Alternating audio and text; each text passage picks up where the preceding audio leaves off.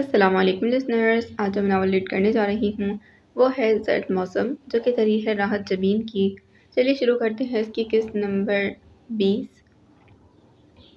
Mehrunnisa, آج furniture کا کام نپٹا دیں، وقار الحسن نے کہا۔ کپڑے تہہ کر کے سوٹ کیس میں رکھتی مہرالنساء نے سر اٹھا کر وقار الحسن کو دیکھا۔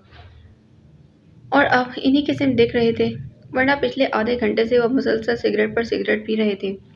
مہرالنساء نے کوئی بات بھی کی ہو تو ہاں سے زیادہ جواب نہ ملا، تبھی وہ خاموشی سے اپنا کام میں مصروف ہو گئے۔ ہاں ٹھیک ہے، انہوں نے سوٹ کیس بند کیا اور دوسرا کھول لیا۔ وقار الحسن اچھی طرح جانتے تھے کہ یہ سارا کام اکیلی مہرالنساء پر ہے، وہ انہیں پہلے پہ کچھ کمزور لگنے لگی۔ تم پر بہت بوجھ آ پڑا ہے، وہ اس کے عقب میں آ کھڑے ہوئے۔ یہ بوجھ 2 مرتبہ مزید اٹھانا ہے وقار الحسن، انہوں نے یاد دہانی کرائی۔ جس طرح دل کھول کر وہ ایمن کے لیے خرچ کر رہے تھے، انہیں لگتا نہ تھا کہ مومو اور جوجو کے لیے کچھ بچا سکیں گے، اس لیے جتا دیا۔ پتہ نہیں وہ سمجھے یا نہیں۔ کیسے خوبصورت، نفیس، قیمتی کپڑے تھے، ایک سے بڑھ کر ایک۔ مہرالنساء نے واقعی بہت محنت کی تھی۔ اس کی ملائمت انگلیوں کی پوروں میں اتر آئی۔ ایمن اس دوپٹے میں کیسی لگے گی؟ نظروں کے سامنے اس کا بس مردہ اداس چہرہ آ گیا تھا۔ انہوں نے گھبرا کر دوپٹہ چھوڑ دیا۔ مہرالنساء نے دوبارہ سر اٹھا کر انہیں دیکھا۔ اب وہ عقب میں نہیں، ان کے سامنے تھے۔ انہوں نے ان کے چہرے سے ایک مضمون پڑھنا چاہا۔ مہر، تبھی وہ بول اٹھے۔ ایمن کے ساتھ کیا مسئلہ ہے؟ مہرالنساء کی نگاہوں میں استفہام جاگا۔ وہ خوش کیوں نہیں دکھتی؟ مہرالنساء نے تہہ کیا ہوا دوپٹہ کھولا اور دوبارہ سے تہہ لگانے لگی۔ وقار الحسن کو ان کی بے توجہی پر تاؤ سا آ گیا۔ تم میری بات کا کوئی جواب کیوں نہیں دے رہی؟ یہ سوال اپنی بیٹی سے کیا ہوتا؟ وہ مجھے کچھ نہیں بتاتی۔ ان کے لہجے میں تھوڑی سی بے بسی اور بہت سی الجھن تھی۔ مہرالنساء کا کام ختم ہو چکا تھا۔ انہوں نے اٹیچی اٹھا کر ٹھکانے پر رکھی اور پرسکون آواز میں پوچھنے لگی، چائے پیو گے؟ وقار الحسن نے اسے ناراضی سے انہیں دیکھا۔ مہر، تم میری بیوی ہو، کیا میرے ساتھ میری الجھن ہی شیئر نہ کرو گی؟ مہرالنساء کے لبوں پر عجیب سی مسکراہٹ آ گئی تھی، جو کہتی تھی ہمارے درمیان تو کبھی دکھ سکھ کی سانجھ کا رشتہ تھا ہی نہیں، تم الجھنوں کی بات کرتے ہو؟ کبھی تم نے میری الجھنیں شیئر کی؟ میں لاتی ہوں، وہ آہستگی سے کہہ کر چلی گئی۔ وقار الحسن تھک کر بیڈ کے کنارے ٹک گئے تھے۔ چائے بنا کر مہرالنساء انہیں دینے لگی۔ وہ لفظ ترتیب دے چکی تھی، تبھی چائے کا کپ وقار الحسن کے ہاتھ میں دے کر خود ان کے پاس ہی بیٹھ گئی۔ اب کہو کیا کہتے ہو؟ ایمن کی بات کر رہا ہوں، کچھ لمحوں کی خاموشی کے بعد انہوں نے آہستگی سے کہا۔ اس شادی سے خوش نظر نہیں آتی، حالانکہ منگنی تو اسی کی پسند سے ہوئی ہے، ہم نے کوئی زبردستی تو نہیں کی، مہرالنساء نے کہا۔ اس کا رویہ، یہ بیزاری اور اداسی، کہیں عفان کے ساتھ اس کا کوئی جھگڑا تو نہیں چل رہا جس کی وجہ سے اتنی ٹینس ہے؟ ہو سکتا ہے، مہرالنساء نے چائے کا چھوٹا سا گھونٹ بھرا۔ کبھی ماں بن کر اس کا دل ہی ٹٹول لو، وہ مجھے ماں نہیں سمجھتی۔ مہرالنساء نے اطمینان سے جواب دیا۔ وقار الحسن کی نگاہیں کب سے اٹھتی وہاں پر الجھ رہی تھی، تبھی مہرالنساء نے آہستگی سے بات کا آغاز کیا۔ ایمن عفان کو پسند کرتی تھی، یہ منگنی اس کی مرضی سے ہوئی، منگنی کے بعد بھی وہ خوش تھی، مگر ایک پل کو وہ خاموش ہوئی۔ اس کے رویے میں تبدیلی اس وقت پیدا ہوئی جب وہ اپنے نانا سے ملنے لگی۔ نانا؟ وقار الحسن نے تعجب سے انہیں دیکھا۔ ہاں، نانا سے، اور ان کے رشتے کے پوتے سے ملنے کے بعد ہی اسے عفان میں کیڑے دکھائی دینے لگے۔ وہ اس سے کہاں ملی؟ وقار الحسن کی آواز پست ہو گئی۔ انہیں ایمن کی باتیں یاد آنے لگی جب وہ ان سے اپنے نانا کے متعلق پوچھ رہی تھی۔ کہاں ملے اور کیسے یہ میں نہیں جانتی، لیکن یہ جانتی ہوں کہ وہ یہاں سے زیادہ دور نہیں رہتے۔ تمہیں بھی معلوم ہی ہوگا، آخر تمہاری محبت کی کہانی بھی تو انہی راہوں پر پروان چڑھی تھی۔ وقار الحسن لب بھینچ کر رہ گئے۔ سوری، میرا مقصد تم پر طنز کرنا نہیں، وہ جلدی سے بولی۔ میں خود اس مسئلے کی وجہ سے بہت پریشان ہوں، میری راتوں کی نیند اڑ چکی ہے۔ تم نے تو صرف اس کی اداسی اور بیزاری دیکھی ہے، میں نے تو اور بھی بہت کچھ دیکھا ہے۔ تم نے مجھ سے؟ وقار الحسن کی آواز ان کے حلق میں پھنس کر رہ گئی۔ کیسے بتاتی؟ تم نے ایمن کے معاملے میں کبھی مجھ پر اعتبار کیا؟ جس دن سے تم ہو کر گئے ہو، صرف ایمن کی ہی باتوں کا دھیان رکھتے ہو۔ میں چیختی رہی، اسے اتنے پیسے مت دو، تم نے مجھے تانے دینے شروع کر دیے۔ ان کا خود ساختہ متانت کا خود اتر گیا تھا۔ اب تم خود ہی دیکھ لو، خود سنبھال لو، اور دعا کرو کہ وہ عزت کے ساتھ اپنے گھر کی ہو جائے۔ اس کے تیور بہت خطرناک ہیں، کسی بھی لمحے کچھ بھی کر سکتی ہے۔ میں تمہیں کیا کیا بتاؤں، میں اور میرا بیٹا اس کی چوکیداری کرتے کرتے تھک گئے ہیں۔ کون ہے؟ وقار الحسن کی آواز جیسے پتال سے ابھری تھی۔ طاہر محمود، بدقسمتی سے وہ ان کو ٹیوشن دیتا رہا ہے۔ وقار حسن بیڈ پر بیٹھے تھے، کپ ایک طرف رکھ کر آہستگی سے لیٹ گئے تھے۔ انہیں لگا کہ ان کے سر کے بال ایک دم ہی سفید ہو گئے ہیں۔ صدیوں کی تھکن تھی جس نے ان کے وجود کو بے جان سا کر دیا تھا۔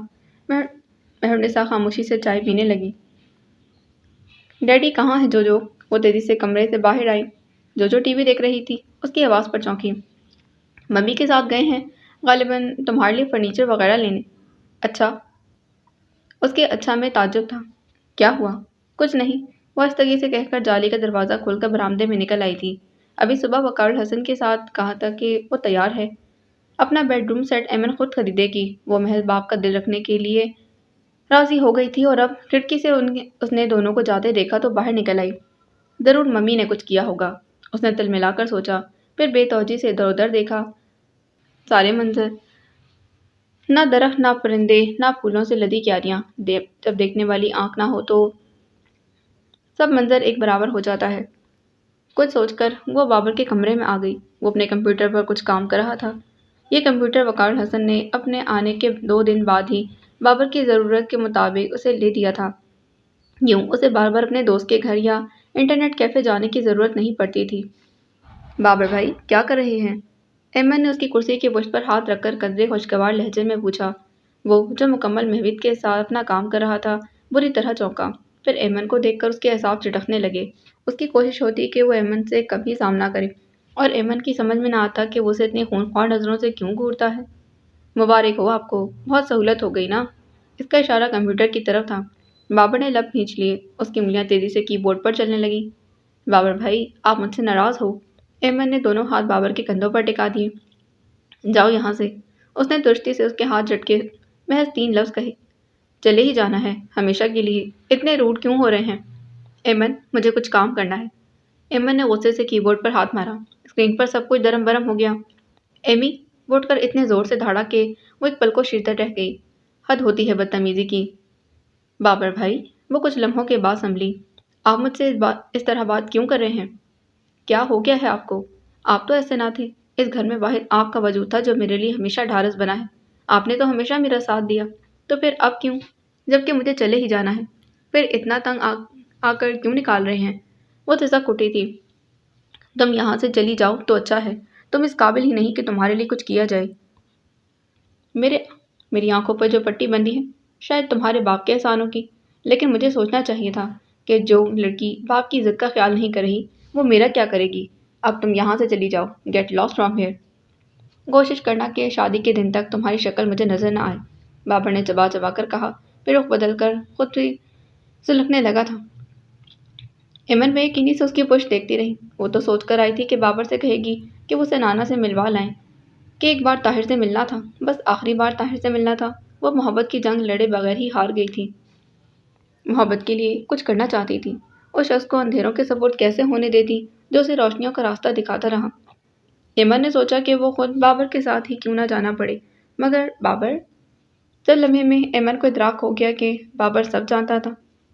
وہ کمرے سے نکلتی چلی گئی۔ اپنے کمرے میں آ کر دھواں دھار روتے اس نے ایک ہی بات سوچی، محبت مجھے کہاں کہاں رسوا کرے گی۔ یہ بات نہ سمجھی تھی کہ محبت خوار نہیں کرتی، اور تو اس کی بے لگام خواہش کرتی ہے۔ محبت رسوا نہیں کرتی، اس جیسے لوگ محبت کی رسوائی کا سبب بنتے ہیں۔ نہ جانے کتنا وقت گزرا، 3 پہر تھا۔ مہرنسا کی آواز سنی، وہ مومو کو ٹھنڈا پانی لانے کو کہہ رہی تھی۔ وقار حسن کی آواز آئی، وہ بابر کو پکار رہے تھے۔ ایمن کو اندازہ ہوا کہ وہ سامان لے کر آ گئے ہیں۔ وہ مزدوروں کی آوازیں سن سکتی تھی جو سامان ایک کمرے میں رکھ رہے تھے۔ ہر طرف خاموشی چھا گئی۔ خوبصورت اور قیمتی فرنیچر۔ مومو اور جوجو کھڑکی کے پاس سے گزری تھی۔ بدھ کو سارا سامان لے جائیں گے، کمرے خالی ہوں گے تو مہمانوں کے ٹھہرنے کا انتظام کرواؤں۔ مہمان کچھ زیادہ تو نہیں ہے؟ وقار، ایمن کے سسرال میں تم خود فون کرو، انہیں اچھا لگے گا۔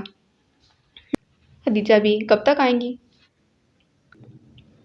یہ سب اس سے ملتا جلتا تھا کہ ایک ٹرین ہے جس میں وہ سوار ہے، اور یہ آوازیں، وہ منظر جو ایک ثانیے کے لیے نظروں کی گرفت میں سے گزر جائے۔ ساری خواہشیں ویران ہو گئیں۔ اس کا ڈبہ وہیں کا وہیں کھڑا رہ گیا تھا۔ مجھے کسی نے نہیں پکارا، ڈیڈی نے بھی نہیں۔ اس نے عالم استجاب میں سوچا۔ اس کی حالت مسافر کی سی تھی جسے نہ تو کوئی اسٹیشن پر سی آف کرنے کے لیے آتا ہے और نہ ہی استقبال کرنے اسے وقار حسن کی بےتنائی اور بے رخی پر رنج سے زیادہ تعجب تھا۔ اسی شام شرکت کرنے والے مہمانوں میں سے پہلا مہمان چلا آیا تھا، جو کہ خدیجہ بھی تھی۔ خدیجہ بھی، آپ مجھ سے ملنے کبھی نہیں آئی۔ وہ خدیجہ بھی کو سہارا دیتی لان میں لے آئی تھی۔ خوشگوار سی شام کی زد میں آئے املتاس کے درخت ہوا کے جھونکوں سے ہولے ہولے جھول رہے تھے۔ کیاریوں میں کھلے پھول فضا کے خوشگوار بنا رہے تھے۔ وہ سوئچ پنیری کی کیاری کے پاس کرسی کھینچ لائی تھی۔ وہ آج بھی خدیجہ بی پر سب لوگوں سے زیادہ اپنا حق سمجھتی تھی، اور یہ سچ بھی تھا کہ کسی اور کے لیے کیا ہوتا شاید خدیجہ بی گول کر جاتی، مگر ایمن کی بات اور تھی۔ وہ رہ ہی نہ سکی، اپنی بیماری کے باوجود بھی چلی آئیں، حالانکہ وہ پہلے سے بہت زیادہ ضعیف ہو چکی تھی، چلنے پھرنے اٹھنے بیٹھنے میں بھی دقت محسوس ہوتی۔ سچ بتائیں خدیجہ بی، آپ کا کبھی دل نہیں چاہا؟ وہ ان کو کرسی پر بٹھا کر خود نیچے مخملی سبز گھاس پر بیٹھ گئی تھی۔ ارے دل کی کیا کہتی ہو، دھیان تو اکثر تمہاری طرف ہی رہتا ہے۔ جھوٹ، اللہ کی قسم، انہوں نے بچوں کی سی معصومیت سے کہا تو وہ کھلکھلا کر ہنس دی۔ اب یقین آ گیا؟ بہت بار جی چاہا بھاگ کر ایک نظر اپنی بیٹی کو دیکھا ہوں، پر اب وہ دم خم ہی نہیں رہا۔ گھٹنے جواب دے گئے ہیں، 100 بیماریاں جان کو آ لگی ہیں، کوئی ساتھ چلے تو ہی آؤں، سب کے ساتھ بیسیوں بکھیڑے ہیں، کوئی راضی ہی نہیں ہوتا، بس پھر دل مار کر رہ گئی۔ اب تو تمہاری شادی کا سن کر رہا نہ گیا۔ میں نے کہا پپو، دنیا ادھر کی ادھر ہو جائے، مجھے تو ایمن کی شادی میں جانا ہے، بس ایک بار مجھے دلہن کے روپ میں اپنے گھر میں پھلتا پھولتا دیکھ کر سکون بھی آ جائے گا۔ انہوں نے اپنی دانش میں خوش کن لیکن در حقیقت ایمن کے لیے اذیتناک موضوع چھیڑ دیا تھا۔ چھوڑیں خدیجہ بھی، شادی میں کیا رکھا ہے؟ لو، شادیاں لڑکیوں کو تو بڑا شوق ہوتا ہے۔ وہ اس کے لہجے پر حیران ہوئی۔ مجھے نہیں ہے، اب تو بالکل بھی نہیں۔ کیوں؟ خدیجہ بھی جہاں دیدہ عورت تھی، اس کے لہجے کی بیزاری فوراً بھاپ گئی۔ وہ کچھ نہ بولی، عقب میں گھاس پر دونوں ہتھیلیاں ٹکا کر سر اوپر اٹھا لیا تھا، عین اوپر آسمان کی طرف۔ کاش میں ایک پرندہ ہوتی، قفس کا دروازہ کھلتا اور میں اڑ جاتی، ہوا کا ہاتھ تھامے بادلوں کے سنگ سارا آسمان میری دسترس میں ہوتا۔ خدیجہ بھی نے منہ کھول کر اس کی بات سنی۔ ایک بات تو بتائیں، زندگی میں سب کچھ کیوں نہیں ملتا جو ہم چاہتے ہیں؟ ہمیشہ وہی نصیب کیوں نہیں بنتا جس کی طلب ہو نہ خواہش؟ وہ تو جس کی طلب ہو نہ خواہش۔ وہ اب خدیجہ بی کو دیکھ رہی تھی، اور خدیجہ بھی اسے کل سے اب ایمن کو غور سے دیکھا تھا۔ ایمن، تمہیں ہوا کیا ہے؟ مجھے کیا ہونا تھا؟ بیمار رہی ہو؟ انہوں نے ہمدردی سے پوچھا۔ جی ہاں، مرض محبت ہے، لا علاج، وعدہ جملہ منہ میں پدپدائی تھی۔ تجھے قسم ہے بیٹا، پر ایک بات مجھے سچ سچ بتا۔ کہیے۔ وہ جانتی تھی خدیجہ بھی کیا پوچھیں گی، اور انہوں نے وہی پوچھا۔ یہ شادی زبردستی ہو رہی ہے؟ یہی سمجھ لیں۔ مہر نساء کروا رہی ہے؟ نہیں۔ کیا وقار نے؟ نہیں، میں خود کروا رہی ہوں۔ ایمن مبہم سا مسکرائی تھی۔ اے بیٹی، ہمیں چلاؤ نہیں، صاف اور سیدھی بات کرو۔ آپ صاف اور سیدھی بات سننا چاہتی ہیں؟ اچھا مت بتاؤ، میں وقار سے پوچھ لوں گی۔ ہاں ہاں، وہ کیا بتائیں گے، وہ تو خود کچھ نہیں جانتے۔ کیا جانتا ہے، اس سے پوچھ لوں گی۔ اب کہ وہ سچ مچ ناراض ہو گئی تھی، ایمن ہنس کر چپ ہو گئی، خاموشی سے گھاس کی پتیاں نوچنے لگی۔ تمہاری سہیلیاں ڈھولکی نہیں بجاتی؟ انہیں گھر کی سونی سونی فضا اچھی نہ لگی۔ کچھ دن شادہ نے شور شرابہ کیا، پھر جو وہ بھی اکتا گئی، تنہا کیا کرتی، ڈھولک خوشی کے موقع پر بجتی ہے۔ لڑکی، تم مجھے پاگل کر دو گی۔ وہ سر پکڑ کر بیٹھ گئی۔ ایمی، خدیجہ بی کے لیے کھیر یہیں دے جاؤں؟ جوجو نے برآمدے سے پوچھا تھا۔ نہیں، ہم آ رہے ہیں، ایمن نے کہتے ہوئے پھر خدیجہ بی کو دیکھا۔ خدیجہ بی، مجھ سے میری ماں کی باتیں کریں۔ کیا کروں، سب کچھ تو بتا چکی ہوں، خدیجہ بی نے ذرا تیکھے لہجے میں کہا، پھر نظر اس کی کلائی پر پڑی تو ہاتھ میں لے کر پوچھنے لگی۔ ماں کی نشانی ہر وقت پہنے رکھتی ہوں، میرے پاس اور ہے ہی کیا اس بریسلٹ کے سوا، ایمن نے افسردگی سے کہا۔ خدیجہ بی، ممی اور ڈیڈی کی ملاقات کیسے ہوئی تھی؟ مجھے کیا پتا، میں تو ایسی باتیں کبھی پوچھتی ہی نہیں تھی، وہ کنی کترا گئی۔ ہمیں تو ایسی باتوں سے بھی حیا آتی تھی، غیر مرد اور عورت چھپ چھپ کر ملیں، پھر گھر سے بھاگ کر شادی، بھلے اچھی اور پڑھی لکھی لڑکی ہو، اس مقام پر آ کر ان کی نظروں میں بے وقت سی ہو جاتی۔ خدیجہ بی، آپ نے کبھی محبت کی تھی؟ لا حول ولا، کیسی باتیں پوچھتی ہو، اس میں فضول کیا ہے؟ ایمن نے حیرت سے انہیں دیکھا۔ بیٹا، ہم نہیں پڑے اس خرافات میں، پہلے والدین نے ہم پر جان لوٹائی، बहन भाइयों ने दुख सुख में साथ दिया, शौहर के घर गए तो उसी की इताअत की, उसी की फर्मा बरदारी और उसी से मोहब्बत। और यही अल्लाह और उसके रसूल सल्लल्लाहु अलैहि वसल्लम का हुक्म है। कुछ दिन जिद में इधर उधर की ठोकरें खाई तो खुद ब खुद अपनों की कदर हो गई। लो अब सुकून से बैठी हूँ। अच्छा। एमन उनका सीधा सा फलसफा जिंदगी सुनकर मायूस हो गई। शादी में रुकावट तो अल्लाह और रसूल सल्लल्लाहु अलैहि वसल्लम ने भी नहीं डाली। हाँ, पर लड़की के लिए वली की इजाज़त से घर से भाग कर नहीं। सारा ज़माना तक लो सारा ज़माना तू करे, जिसको देखो कड़े ताने मार जाए, औलाद के लिए भी सारी उम्र की मुसीबत। एमन के सामने वो सारे ताने आकर खड़े हो गए जिन्हें हमेशा उसने माँ के हवाले से सुना था। मोहब्बत दोनों करते थे, मातूब सिर्फ औरत क्यों? यही दस्तूर चला रहा है। हमारे माशरे ने मर्दों पर साफ खून माफ कर रखे हैं। खदीजा भी ने जिंदगी को बढ़ता था। एमन उन्हें कुछ ना बताए, वो तब भी कुछ ना कुछ भांप गई थी। उन्हें गहरे दुख ने आ घेरा था। तरबियत की कमी, एमन की जज्बातियत थी या फिर तकदीर का चक्कर कि वो भी इन्हीं राहों पर चल निकली। अगर वली राजी ना हो तो नाफरमानी का हुक्म नहीं, अपनी बात मनवाओ, ना माने तो समझौता कर लो। ये बदनामी और तबाही का रास्ता क्यों? खुद भी सारी उम्र नाशाद अपने प्यारों से दूर होकर सुख कैसा? तबाही बर्बादी क्यों? एमन तनक कर बोली। क्या मम्मी डैडी खुशगवार जिंदगी ना गुजार रहे थे? हाँ, गुजार रहे थे। वो माथे पर हाथ मारकर रह गई थी। मुझ बुढ़िया की गलती, तुम्हें वो सब नहीं बताना चाहिए था। दोनों मोहब्बत करते थे, एक दूसरे के साथ खुश भी थे, पर वो न मानी, रातों को उठ उठकर कहती थी, खदीजा भी मेरी सारी खुशियाँ अधूरी हैं, किसी करवट चैन ना था। निवाला मुंह में लेने लगती हूँ तो ये मोटे मोटे आंसू गिरते के पहला निवाला बाप खिलाता था। ईद शब रात पर होके लेती के मेरे लिए कौन आएगा। वकार छिड़ जाता तो साफ कह देता, ऐसे ही रोने रोने थे तो ना आती। एमन दम्बाखुद सी सुनती रहती। ये कौन सा रोग था जिससे वो आज तक वाकिफ नहीं थी? रोग लग गया था। अंदर ही अंदर पछतावा चाट रहा था। वकार बहुत ख्याल करता था, पर मेरी गोद में सर रख कर रो पड़ती, कहती, खदीजा भी कोई कमी है, 1000 कोशिश करूं दिल नहीं लगता, और यूं ही मर गई। यही रोग ले गया उसे। आपने ये सब मुझे पहले कभी नहीं कहा। एमन फंसी फंसी आवाज में बोली। गलती हो गई, कहना चाहिए था। वो घुटनों पर जोर देती उठ खड़ी हुई। आओ अंदर चलें। बेटियां इज्जत के साथ अपने घर सुधारें तो माँ बाप का भी कलीजा ठंडा रहता है, उनके सर पर छाँव भी कायम रहती है। जिनका पीछा नहीं वो रुल जाती हैं। मैंने सारा को रुलते देखा है। वो आहिस्ता आहिस्ता अंदर जाने लगी। एमन गुमसुम सी बैठी रह गई। वो रात को वकार हसन के बेडरूम में आई। ये वो वक्त था जब सब टीवी लाउंज में खदीजा भी को घेरे बैठे थे और मेहरुनिसा किचन में आखिरी बखेरा समेट रही थी। डैडी।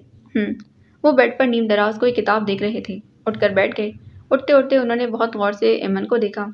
शायद उसके चेहरे पर वो सब तलाशना चाहा जो सुना था। आज तो आप बहुत मसरूफ रहे। वो बेड के किनारे टिक गई। आज सारा दिन उसकी बाप से मुलाकात ना हुई थी। मेरी बेटी की रुखसती में चंद दिन रह गए हैं, मैं तो मसरूफ ही रहूँगा। उनका लहजा मामूल के मुताबिक था। एमन ने बेख्तियार लब कुचले। वकार हसन उसका रद्द-ए-अमल बगौर देख रहे थे। वो मुतज़ब्ज़ब सी उंगलियां चटखाने लगी। कुछ कहना है? नहीं, यूं ही चली आई। खदीजा भी के साथ तो खूब बातें हुई होंगी। वो यूं ही बात बराए बात कर रहे थे। जी। एमन का जहन कहीं और था। उसे मेहरुनिसा के आने से पहले पहले बात करना थी और लफ्ज़ थे कि हाथ ही ना आ रहे थे। सर न्याड़े दूर पड़े थे। वकार हसन को एकदम ख्याल आया, मैं बाहर ना गया होता तो शायद हालात यूं ना होते। मेरी मासूम सी बेटी मुझसे इतने फासले पर ना होती। वो नन्ही गुड़िया की तरह मेरे कंधों पर झूल कर फरमाइशें करती। उन्हें शिद्दत से एहसास हुआ कि वक्त गुजर चुका है और गुजरा वक्त कभी किसी के लिए लौट कर ना आया था। डैडी, मुझे आपसे कुछ कहना है। वो हौले से खनकारी। कहो, कोई फरमाइश? शायद यही समझ लें। पूरी करेंगे? उसने आग भरी निगाहों से बाप को देखा। मुमकिन हुई तो ज़रूर। वो पिघल से गए थे।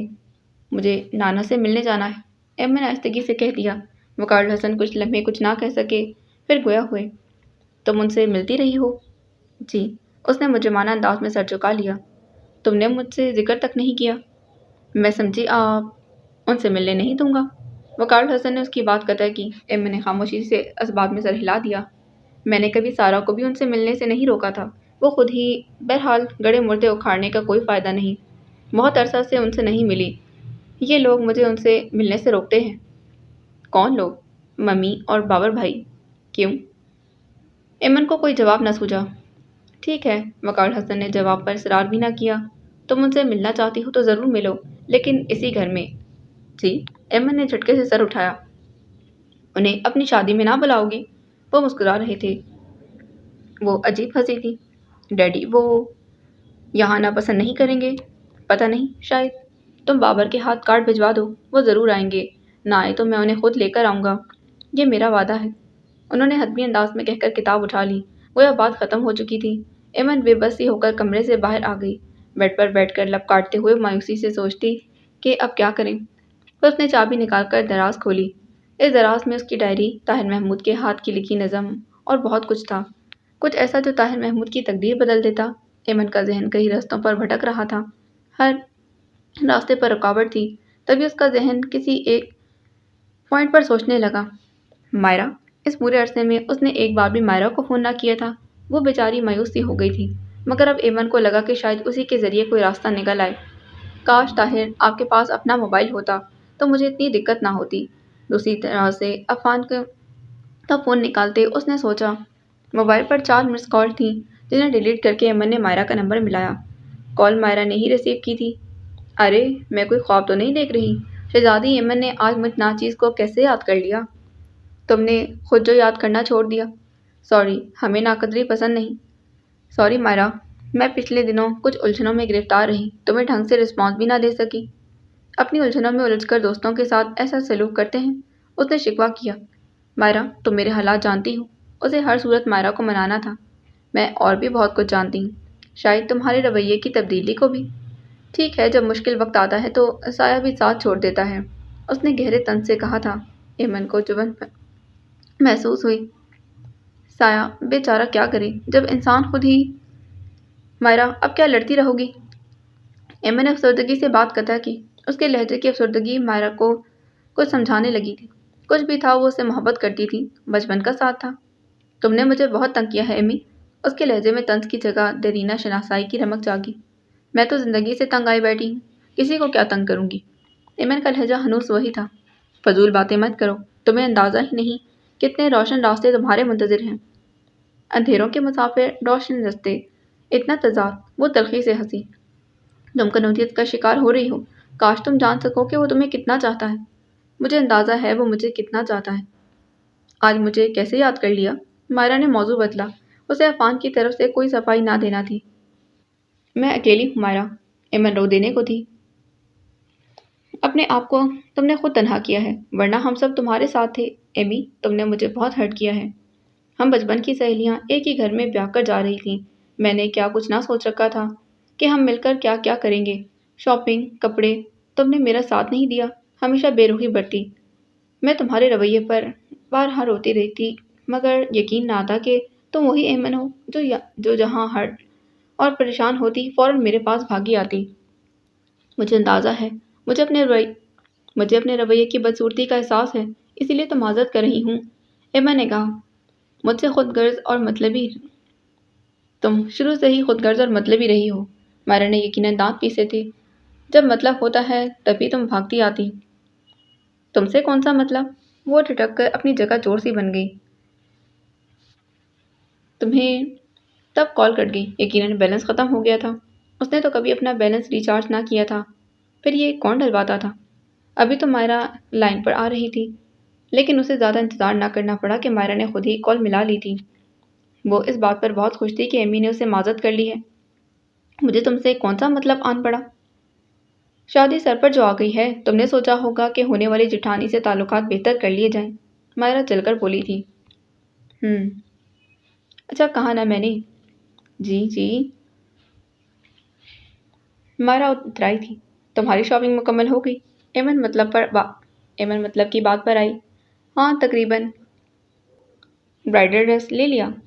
کیا تمہارا انتظار کرتی؟ مائرہ کو پھر غصہ آیا۔ میں نے نہیں لیا۔ ایمن نے مائرہ کے غصے کا کوئی نوٹس نہ لیا۔ اور میں نہیں چاہتی کہ میرا عروسی جوڑا بھی تمہارے جیسا۔ پھر میں کیا کروں؟ مائرہ نے بے رخی سے کہا تھا۔ میری اپنی اچھی بہن، میری مدد کرو۔ تم بھگو کر مارتی رہو۔ ابھی تو میں نے تمہیں کچھ کہا ہی نہیں بچوں۔ اچھا کل چلیں گے۔ بازار تو روز ہی جانا ہوتا ہے، کل تمہیں بھی لے چلیں گے۔ थैंक यू मिस, उसका काम हो गया था। सो इधर उधर की बातों के बाद एमन ने खुदा हाफिज कह दिया, फिर मुड़कर दराज की तरफ गई थी। ये सिर्फ एक चांस है ताहिर, काश मेरी थोड़ी सी कोशिश आपकी ज़िंदगी बदल दे तो कुछ गम कम हो। वो यूं ही बिस्तर पर लेट गई, उसका जहन कुछ और ताने बाने बुन रहा था। फायजा आंटी का फ़ोन आया था। उन्होंने एमन को बाजार ले जाने की बात की तो मेहरनिसा को खासी हैरत हुई। अच्छी बात है, उसे घर ड्रॉप कर दीजिएगा। उनके लहजे में ताकीद सी थी। जी ज़रूर। मैं हैरान, एमन को अपनी शॉपिंग खुद करने का ख्याल कैसे आ गया। मैं तो कह कहकर थक गई, लेकिन उसने किसी चीज़ में दिलचस्पी ही ना ली।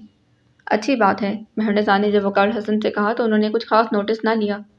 मैं साथ चली जाती मगर एमन पसंद नहीं करेगी। मेहरनिसा के लहजे में जाना सा खदशा था। जाने दो, सहेली के साथ खुलकर शॉपिंग कर लेगी। यूं ही दिल हौलता है, वो दबे दबे लहजे में गोया हुई। वकाल हसन ने उन्हें एक नज़र देखा और किसी सोच में डूब गए थे। फायजा मायरा उसे लेने के लिए इसरार के बावजूद अंदर नहीं आई थी। बहुत काम है मेहर, आप तो जानती हैं, सर खुजाने की भी फुर्सत नहीं। फायजा ने माजत कर ली थी, दरवाजे तक छोड़ने आई थी। शॉपिंग के दौरान एमन की तवज्जो ना तो मायरा के फराटे भरती जुबान की तरफ थी, ना फायजा की तरफ। क्योंकि डिज़ाइन किए लहंगे जो दिखा रही थी, उसका सारा ध्यान तो और सारी तवज्जो अपनी बाईं कलाई में चूड़ियों की तरह लिपटी थी, जिसे वो मुसलसल छुपाए हुई थी। उसने पूरी आस्तीन की कमीज पहन रखी थी, जिसकी आस्तीनों पर कलाई के पास ही वो चूड़ियाँ मौजूद थीं। फायजा उसे घूंघट पर ले गई, जहाँ मायरा कोई पिंक और मैरून कंट्रास्ट का लहंगा पसंद कर रही थी। अफान को ये रंग पसंद है, इसने वो खरीद लिया। शायद एमन खुद को समझौते पर आमादा कर रही थी। जूते और साथ की बाकी ज़रूरियात भी मायरा ने ही पसंद की। वो सिर्फ हाँ में हाँ मिलाती रही। फायजा को उसकी खुशी बिल्कुल मसनूई लग रही थी। इन दोनों ने अपनी भी कुछ चीज़ें खरीदनी थी। थोड़ा वक्त उसमें लगा। एमन को कुछ बेचैनी सी लाहक हुई। आओ कुछ खा लें। फायजा उसकी फेवरेट फूड कॉर्नर की तरफ जाना चाहती थी कि एमन जल्दी से बोल उठी, नहीं आंटी, अभी कुछ खाने का मूड नहीं। हालांकि वो और मायरा जिद करके उन्हें यहाँ लाती थी। एमन, आइसक्रीम तो खा लें। मायरा ने शोर मचाया। एमन बाद लेना खास्ता रुकी। आइसक्रीम के दौरान भी उसका रवैया लिया दिया ही रहा। अपना कप सबसे पहले ख़त्म कर लिया था। चले आंटी। जैसे ही आखिरी चम्मच मुंह में किया वो बोल उठी, किस बात की जल्दी है। मायरा उसकी इज्जत पर चिढ़ गई थी। बहुत अरसे के बाद घर से निकली हूँ, इसलिए थकन हो रही है। एमन ने बहाना किया। मायरा ने उसे गौर से देखा। तुमने अपनी सेहत बिल्कुल बर्बाद कर ली है एमी, ख्याल रखा करो, कुछ खाया पिया करो। एमन ने मायरा को देखा। गालों का गुलाल, शगरफी नम लबों की सुर्खी, आंखों की चमक, ब्यूटी पार्लर का प्रॉपर ट्रीटमेंट। वो लश्कारे मार रही थी। एमन की निगाहें बेख्तियार आधी दीवार पर लगे शीशे की तरफ उठ गई थीं। उसका चेहरा और आंखें बुझी हुई थीं। खुश्क लब बेख्तियार नजरें चुरा गई। मुझे मनपसंद साथी का साथ नसीब होता तो काश। वो खिलखिलाते मायरा को खिलखिलाते देखकर दिल से हवक सी उठी थी। गाड़ी खुद ड्राइव कर रही थी। उन्होंने एमन को घर से बाहर उतारा। एमन ने उन्हें अंदर आने के लिए किसी तौर भी ना कहा। उन्हें अंदर आना भी ना था। एमन लकड़ी का गेट खोलकर अंदर चली आई। उनकी गाड़ी जन से आगे बढ़ गई। ये चंद लम्हे एमन को बेहद गरां गुजरे थे। उसकी बेचैन नज़रें अंदर धरी इमारत की तरफ से बार बार बाहर आ रही थी। दिल सीने में धक धक करने लगा। अगर कोई निकल आता तो सारी प्लानिंग फेल हो जाती। एक चांस था जो वो लेना चाहती थी। एमन का दिल भर आया। साबित कदम, मजबूत लबो लहजे वाला ताहिर महमूद न जाने कहाँ गुम हो गया था। हालात इंसान को इस हद तक मार देते हैं, उसने सोचा था। पैसों का बंदोबस्त हुआ। ताहिर महमूद ने नफ़ी में सर हिला दिया। ताहिर, मेरे पास ज़्यादा वक्त नहीं। एमन ने उसके दोनों हाथ जकड़ लिए थे। आप वादा करें, जो मैं कहूँगी आप मानेंगे। ऐसी क्या बात है? वो हैरान हुआ। मैं आपके लिए लाई हूँ। उसने बटन खोलकर आस्तीन उल्टी। मुझे बहुत खूबसूरत डिज़ाइन की चूड़ियाँ जो उसने पहन रखी थी। ये सोचने का वक्त ना था। उसके पास वक्त बिल्कुल भी नहीं था। दरवाज़ा हाथ के दबाव से खुलता चला गया। वही सहन, वही मानूस वीरानी। धूल मिट्टी हवा के संग उड़कर आए लिफाफे और प्लास्टिक बैग। बरामदे वाली कुर्सी खाली थी। सेन अबूर करके बरामदे में आई। एन सामने नाना का कमरा था। किचन का खुला दरवाज़ा बताता था कि घर में कोई मौजूद है। साथ वाले कमरे की तरफ बढ़ गई। दरवाज़ा खुला तो रोशनी की लकीर नीम तारीकी कमरे में दर आई थी। कसमंदी से पलंग पर ऊंधे पड़े ताहिर महमूद ने बेजारी से सर उठाकर देखा, फिर कर्ण खड़ाक कर उठा था। एमी तुम? जी मैं। वो आस्तगी से उसके पास चली आई। तुम कैसे चली आई? उन्होंने तुम्हें कैसे? انہوں نے تمہیں کیسے آنے دیا؟ طاہر ہکا بکا تھا۔ میں بتا کر نہیں آئی، بہت دقتوں سے آئی ہوں۔ خیریت تو ہے؟ تم تو اپنی شادی کی تیاریوں میں مصروف ہونا۔ طاہر نے طنز نہیں کیا تھا، مگر ایمن کو یہی لگا۔ اس نے زخمی نگاہوں سے طاہر کو دیکھا، وہ نظریں چرا گیا تھا۔ تمہارے لیے پانی لاتا ہوں۔ ایمن کا حلق خشک سا ہو رہا تھا، اسے پانی کی خواہش بھی تھی، مگر اس نے طاہر کا بازو پکڑ کر روکا۔ وہ اسے دیکھ رہی تھی۔ ایمن کو لگا اس کے اور طاہر کے چہرے ایک ہی ہیں، شاید ان پر لکھا دکھ ایک تھا، نہ رسائی کا دکھ۔ ایسے کیا دیکھ رہی ہو؟ وہ مسکرایا، مجھے پس مردہ مسکراہٹ، بالکل اس کی آنکھوں کی طرح، بے تحاشا سرخی اور اس کے رجگوں کی گواہ تھی۔ گاڑی جیسے ہی سڑک کا موڑ مڑی، ایمن گھر کی طرف جانے کے بجائے بھاگتے ہوئے درختوں کے عقب میں جا گھسی تھی، ہاتھ میں پکڑے شاپر ایک درخت کے جڑ میں رکھے۔ اگلے لمحوں میں وہ گھر کے باہر تھی، دوپٹہ اس نے اپنے گرد لپیٹ لیا کہ صرف آنکھیں ہی نظر آتی۔ سڑک طویل تھی، مگر اتنی نہیں جتنی آج لگ رہی تھی۔ یوں لگتا کہ ہر قدم جہاں سے اٹھتا وہیں پر دوبارہ آ جاتا۔ فاصلہ تھا کہ کم ہونے کی بجائے بڑھتا جاتا۔ 15 منٹ کی واک تھی، مگر ایمن کو لگتا کہ وہ میلوں کا سفر طے کر کے اس دروازے کے سامنے آئی ہے۔ دھڑدھڑاتے دل کے ساتھ اس نے دروازے پر ہاتھ رکھا۔ وہ نہیں جانتی تھی کہ دروازے کی دوسری طرف اس کے ساتھ کیا ہونا تھا۔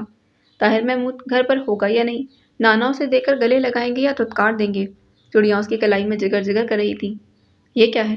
طاہر نے تعجب سے پوچھا۔ مجھے کیوں دکھا رہی ہو؟ طاہر محمود کا لہجہ ذرا سخت ہوا۔ کہ میں آپ کے لیے لائی ہوں، شاید اس طرح آپ کا مسئلہ کسی حد تک حل ہو جائے۔ ایمی، وہ ایک جھٹکے سے پیچھے ہٹا۔ مجھے اتنا مت گراؤ، میں تمہاری چوڑیاں بیچ کر؟ خدا کے لیے طاہر، کسی کو پتہ بھی نہ چلے گا، یہ ڈیڈی میرے لیے لائے تھے۔ بس کر جاؤ ایمن، ساری دنیا مجھے ذلیل کرتی ہے، اب تم بھی کرو۔ تمہیں کچھ دے نہیں سکتا تو تم سے کیوں لوں؟ طاہر، جذباتی مت بنے، حقیقت پسندی میں سے کام لیں۔ کب تک یہی زندگی جیتے رہیں گے؟ یہ میری خوشی ہے، کم از کم اطمینان تو ہونے دیں کہ آپ جہاں بھی ہیں ایک اچھی زندگی گزار رہے ہیں۔ میں نے آپ کا ساتھ مانگا تھا، آپ کے ساتھ رہنے کے خواب دیکھے، میری کوئی دعا قبول نہ ہو۔ سوچا میں گھر سے بھاگ جاؤں گی، ساری دنیا سے لڑوں گی، مگر جب میرا باپ سامنے آیا تو میرے اندر اتنی ہمت پیدا نہ ہو۔ میں ان سے نہیں لڑ سکتی، لیکن آپ کے لیے اتنا تو کر سکتی، وہ زار زار روتے ہوئے کہہ رہی تھی۔ اسے ہارنا ہی تھا۔ ایمن کی کلائی میں چوڑیاں نہیں چمک رہی تھیں، طاہر کا مستقبل جگمگا رہا تھا۔ اس نے نظروں ہی نظروں میں چوڑیوں کی مالیت کا اندازہ لگانے کی کوشش کی۔ جو شخص اسے ویزا دے رہا تھا، اس نے کہا تھا کہ اگر وہ کچھ رقم اب دے تو باقی وہاں جا کر تھوڑی تھوڑی کر کے ادا کر دے گا۔ پھر بھی وہ ہچکچا رہا تھا۔ اس کی فطرت کہتی تھی کہ فائدہ اٹھاؤ، اپنی ضرورت پوری کرو، مگر اس کی محبت محض التجا تھی۔ مت لو، یہ معصوم لڑکی اس الزام میں مسلوب کر دی جائے گی۔ پھر محبت نے اپنا فیصلہ سنایا تو طاہر محمود نے ہاتھ چھڑا لیے۔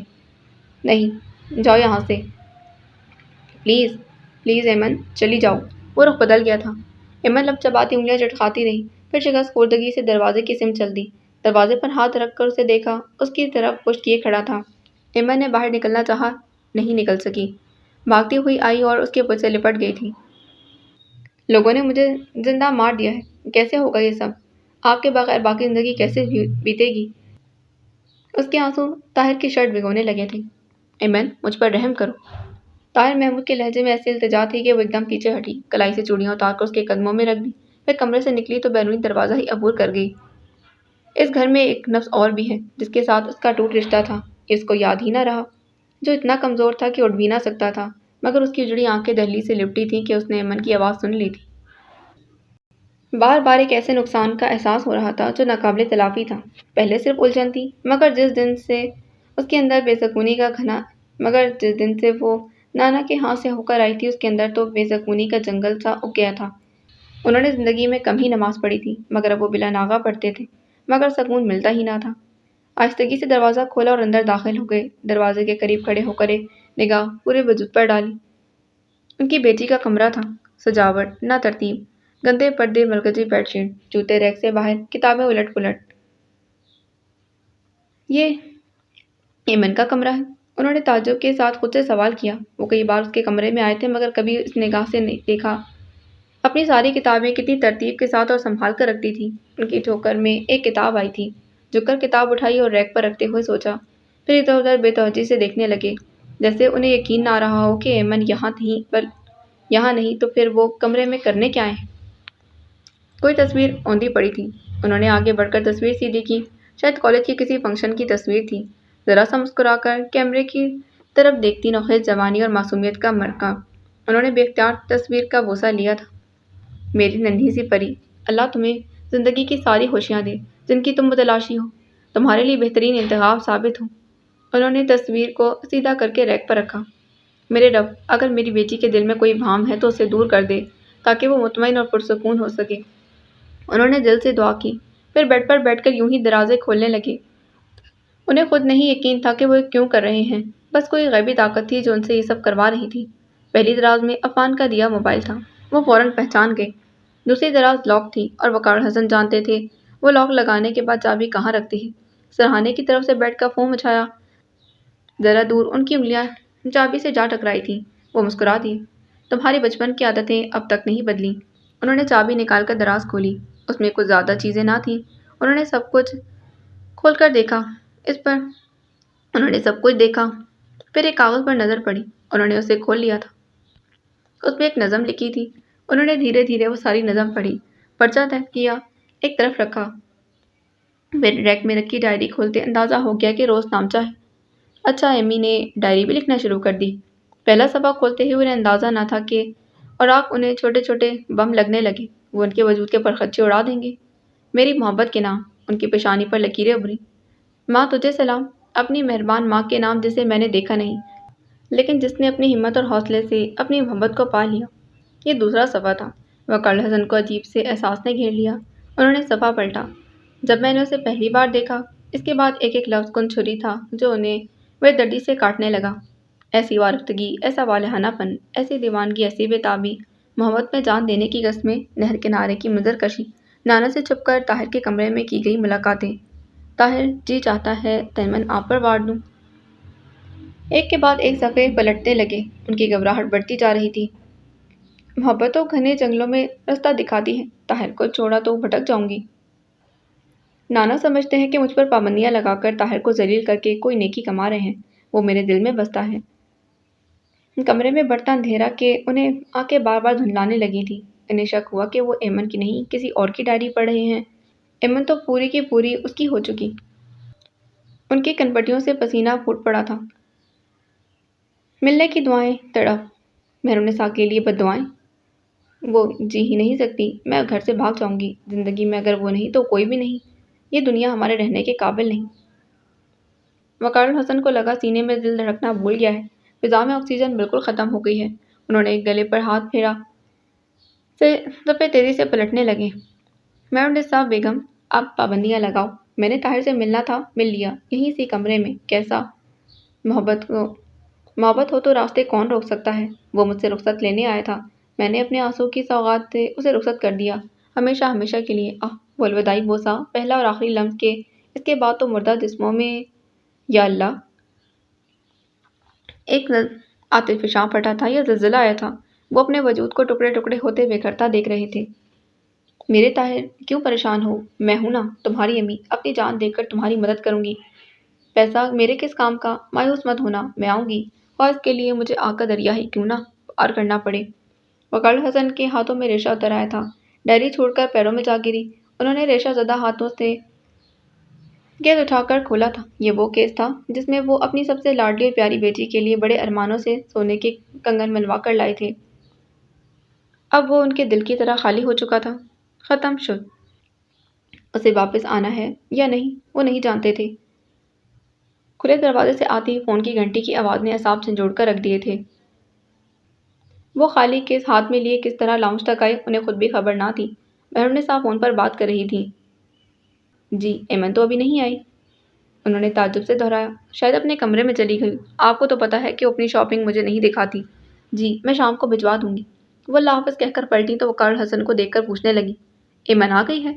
وقار الحسن کی گردن مکان کے انداز میں نفی میں ہلی۔ لیکن فائزہ تو کہہ رہی تھی وہ اسے آدھا گھنٹہ پہلے ہی گھر ڈراپ کر گئی، ان کا کچھ سامان ایمن کے ساتھ آ گیا ہے۔ وقار، ان کا پیلا بڑھتا چہرہ دیکھ کر وہ یکدم چیخ اٹھی تھی۔ وہ اپنے تئیں ساری کشتیاں جلا آئی تھی، درختوں کے عقب میں شاپر نکال کر سیدھی اپنے گھر میں آئی۔ ابھی جوتا ہی اتارا تھا کہ جو آ گئی۔ تمہیں ڈیڈی بلا رہے ہیں۔ ایمن نے نہ تو اس کا فک چہرہ دیکھا نہ لہجے پر غور کیا، اپنی سرخ آنکھیں متورم چہرہ چھپانے کی کوشش کرتی رہی۔ انہوں نے کہا ہے ساتھ لے کر آنا۔ اوفو! وہ جھنجھلا کر باتھ روم میں گھس گئی، جلدی جلدی ٹھنڈے پانی کے چپاکے منہ پر مارنے لگی۔ अभी वो रोकर आई थी। बाहर निकली तो जोजो को हनूज इस्तादा देखकर तब गई। बिल्कुल मौत की तरह खड़ी हो आ ही जाती। जोजो खामोशी से साथ चल दी। सब लाउंज में ही जमा थे। एमन ने सलाम किया मगर किसी ने जवाब न दिया। जोजो जाकर मोमिल के करीब खड़ी हो गई। एमन को खामोशी का एहसास हुआ। उसने बाप को देखा जो टिकटी बांधे उसे देख रहे थे। फिर निगाहों की गिरफ्त में वो सब आ गया। खाली मखमली केस और भरी हुई डायरी। एमन का दिमाग भग से उड़ गया। कोई नहीं बोल रहा था और सब उसे देख रहे थे। कहाँ से आ रही हो? जारहाना अंदाज में बाबर सामने आया। फायजा आंटी के साथ। एमन ने उड़े उड़े हवासों के साथ जवाब देना चाहा। बकवास बंद करो, इस कमीने से मिलने गई थी। उसने एमन का बाजू दबोचा। डैडी, वो चिल्लाई। तभी वकारुल हसन के साकित वजूद में जुम्बिश हुई। वो उठे, उनके हाथ में वही डायरी थी। एमन ने सोचा कि वो उसे जला देगी। ये क्या है एमी? उन्होंने डायरी सामने की। डैडी, मैं। एमन सहम गई। ये क्या लिखा है? उसके करीब आ गए। एमन कुछ बोल ना सकी, बस खौफजदा नजरों से उन्हें देखने लगी। क्या पूछ रहा हूँ? वकारुल हसन धाड़े। दूसरे पल उनका जोरदार थप्पड़ एमन के गाल पर पड़ा था। वो लड़की दूर जाकर टकराई। एक पल में जमीन और आसमान घूम गए थे। उसने फटी फटी निगाहों से बाप को देखा। ये एमन का जिंदगी में दूसरा थप्पड़ था। पहला थप्पड़ बहुत छोटी उम्र में उसने बाप से बेजा जिद की बिना पर खाया था। गुमसुम बैठी खदीजा भी बौखला कर उठी। अगरचे अचानक उठने में उन्हें खासी दिक्कत हुई थी। क्या हो गया है वकार बेटे? जवान बेटी पर यूं हाथ उठाते हैं। अपने कमजोर हाथों से उन्हें पकड़ने लगी। प्यार से बात करो। मेरे लाड प्यार का जो सिला इसने दिया है वो तो आपने सुन ही लिया। काश ये थप्पड़ मैंने बहुत पहले मारे होते तो आज ये दिन ना देखना पड़ता। उनका वजूद गम और गुस्से से थर थर कांप रहा था।